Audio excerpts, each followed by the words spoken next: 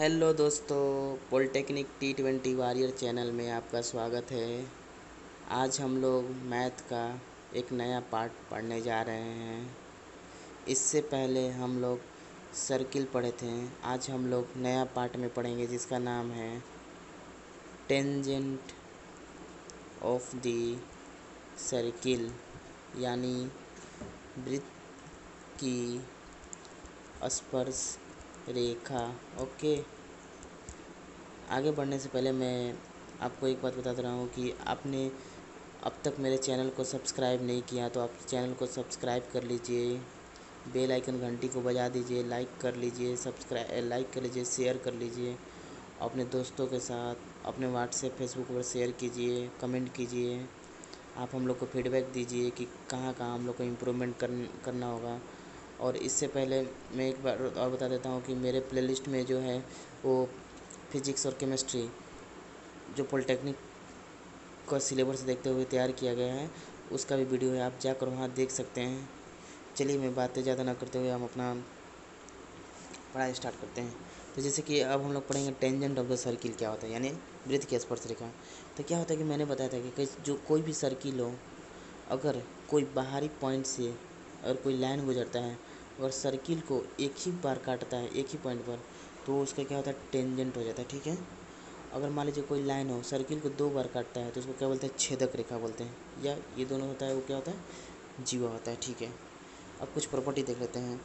तो क्या होता है, वृत्त की जो स्पर्श रेखा होती है वो स्पर्श बिंदु पर खींची गई त्रिज्या पर लंब होती है। जैसे कि वृत्त की जो स्पर्श रेखा हुआ स्पर्श रेखा होता है, वो स्पर्श बिंदु पर, जो ये स्पर्श बिंदु है उस पर खींची गई त्रिज्या, जो त्रिज्या होती है उसको क्या होता है, लंब होती है, यानी मतलब ये परपेंडिकुलर होता है, पहला नंबर। ठीक है।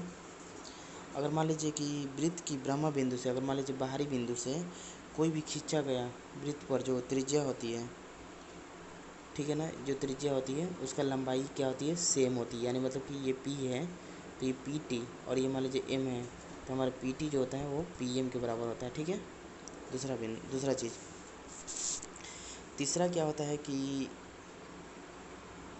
तीसरा, जैसे कि ये सर्किल हो गया, ये रेडियस हो गया, तो ये रेडियस हो गया, ये रेडियस सेम होता है। ठीक है। और ये 90 डिग्री होता है तो ये भी 90 डिग्री होता है। ठीक है, ये याद कर लीजिए।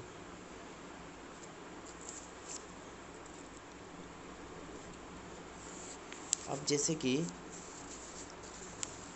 बस यही मतलब 2-3 प्रॉपर्टी है। अब जैसे कि मान लीजिए एक वृत्त दिया, उसका सर्वांक्षण चेक करना हो, कैसे चेक करेंगे, तो इसमें देखिए ये 90 होता है और ये 90 होता है, तो एक एंगल बराबर हो गया। ये साइड मतलब जैसे कि ये पी टी और पी एम दोनों में बराबर हो गया। और उसके बाद हम लोग क्या देखते हैं, ये जो होता है मतलब कि पी ओ टी और पी ओ एम, ये क्या होता है, बराबर होता है। क्योंकि ये और ये साइज क्या होता है, बराबर होता है, क्योंकि ये आर तो ये भी आर हो जाएगा। ठीक है। तो इस कारण, और ओ ए सी, जैसे कि हमारा जो होता है ओ टी, ये मतलब ये 90 डिग्री हो गया, तो इस कारण ये हमारा सर्वांक्षम हो गया। ठीक है। मतलब ये सर्किल के अंदर जो होता है बाहर से जो स्पर्श रेखा डालते हैं, बस स्पर्श रेखा का कंसेप्ट इतना ही है। इस पर आप क्वेश्चन देखिए, उसके बाद आपको समझ में आएगा। एक क्वेश्चन जो है पॉलिटेक्निक का आया हुआ है, जैसे कि एक फिगर दिया हुआ था। ठीक है। इस फिगर में क्या दिया हुआ है कि जैसे कि क्वेश्चन में ऐसा दिया हुआ था कि कोई एक पॉइंट है, पी पॉइंट है, ठीक है, वहाँ से कुछ एक छेदक रेखा, मतलब एक रेखा जा रही है जो सर्किल को 2 पॉइंट पर काट रही है, मतलब छेदक रेखा दिया हुआ है, बी और सी दिया हुआ है मान लीजिए ए पॉइंट से, और एक जो होता है उस पर टेंजेंट डाला गया, मतलब एक ही पॉइंट पे काटती है, मान लीजिए जो डी दिया हुआ है। और इसके साथ साथ आपको दिया हुआ है क्या है कि हमारा ए बी का लंबाई 4 दिया हुआ है, क्वेश्चन में दिया हुआ है। बी सी जो दिया हुआ है वो क्या दिया हुआ है, 5 दिया हुआ है, बी सी 5 दिया हुआ है। तो पूछ रहा है कि ए डी क्या होगा।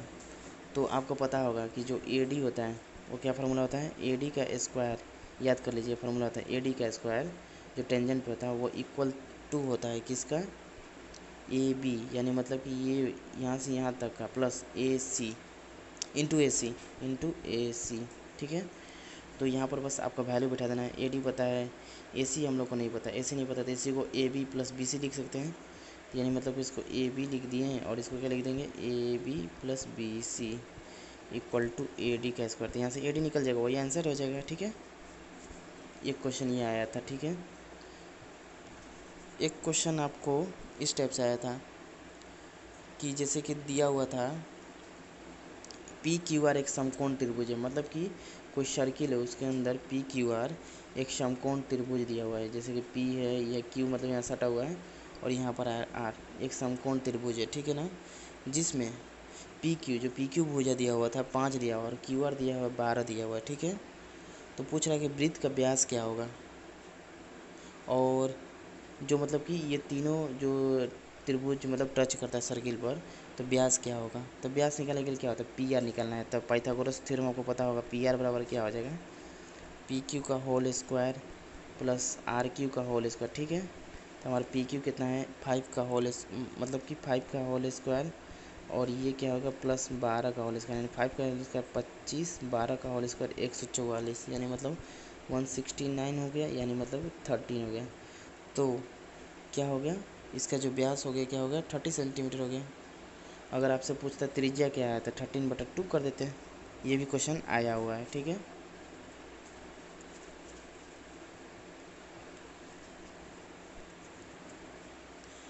अब जैसे कि एक और क्वेश्चन है, जैसे कि दिया हुआ है कि 3 वृत्त है जिनके केंद्र है पी क्यू आर एक दूसरे को ब्रह्मात स्पर्श करती हैं। जैसे कि मान लीजिए कि एक वृत्त ये है, ब्रह्मात मतलब बाहरी से टच करती है, जैसे दूसरा को यहाँ टच किया, तीसरा को यहाँ टच किया, मतलब तीनों आपस में एक दूसरे को टच करती है।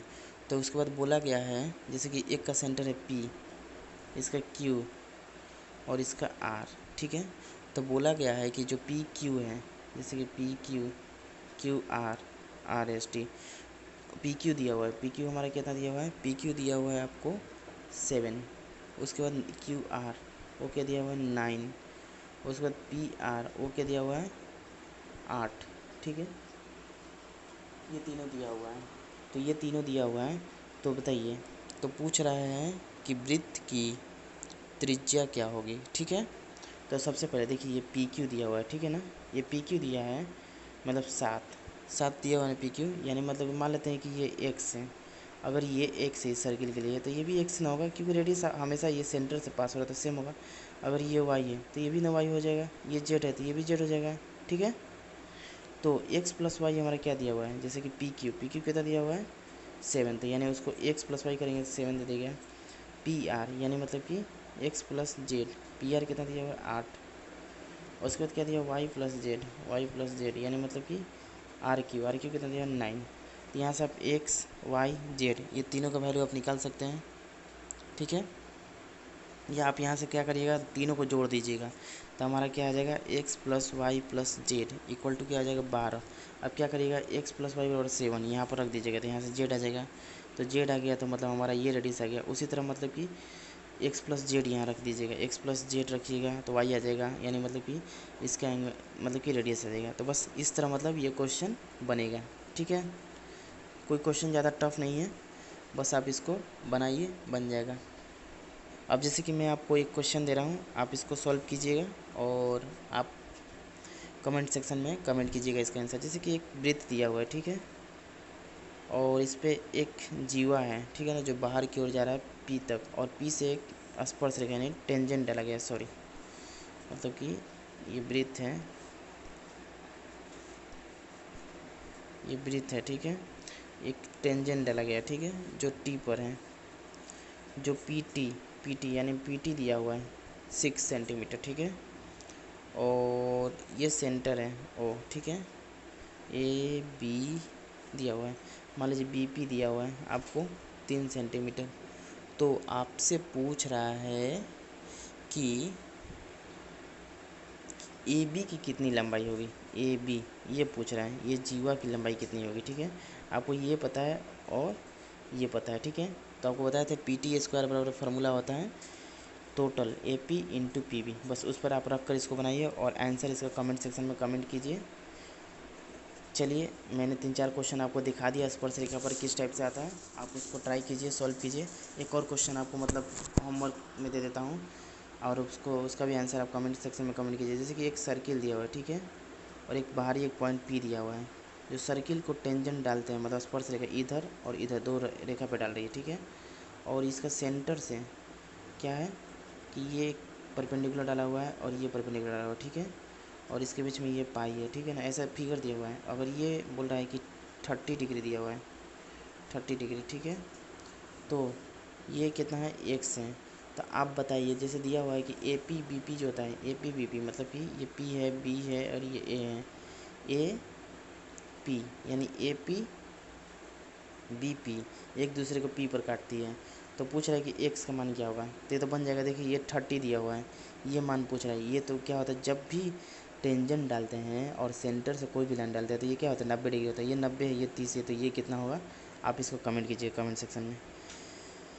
इसका ऑप्शन है जैसे कि 1 ऑप्शन है 80, दूसरा ऑप्शन है 20, थर्ड ऑप्शन है 75 और चौथा ऑप्शन है 60। आप इसको कमेंट सेक्शन में कमेंट कीजिए इसका आंसर क्या होगा।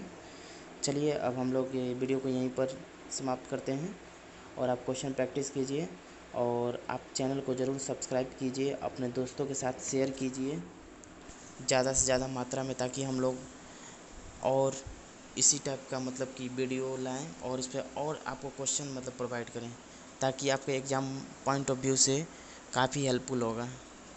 और एक बात और कहना चाहता हूँ कि आप इस वीडियो को ज़रूर अपने दोस्तों में ज़रूर शेयर कीजिए, फेसबुक पर शेयर कीजिए, इंस्टाग्राम पे शेयर कीजिए, जहाँ भी हो वहाँ शेयर कीजिए। और कहीं पर भी मतलब अगर आप कुछ सुधार चाहते हैं इस चैनल में तो आप ज़रूर कमेंट कीजिए कमेंट सेक्शन में, ताकि हम लोग, अगर आपका फीडबैक मिलेगा तो उसके अनुसार हम लोग कुछ चेंज करने की कोशिश करूँगा। चलिए अब चलते हैं, बाय।